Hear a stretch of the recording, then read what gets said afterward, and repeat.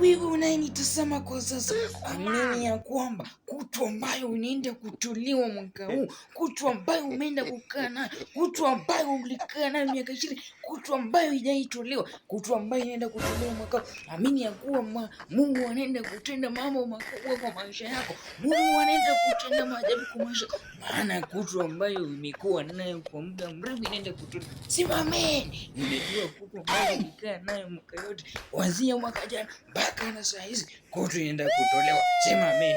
Muombe kila mtu kutu itatolewa. Bwana asifiwe. Amen. Bwana asifiwe tena. Amen. Lazima kutu itolewe. Lazima kutu itolewe. Lazima mwaka huu kutu itolewe. Omba Mungu naye kutu itakutolewa. Imagine ushaika kanisa alafu unaanza pasa, unasikia pasa anaanza kuhubiri hivyo. Wallahi hiyo kanisa siwezi ingia. Wallahi hiyo kanisa alafu nipate mpoa. Wallahi naweza ingia kwa hiyo kanisa mbio mbio. Naenda hiyo kanisa mbio mbio, baraka haraka. Lazima itolewe leo.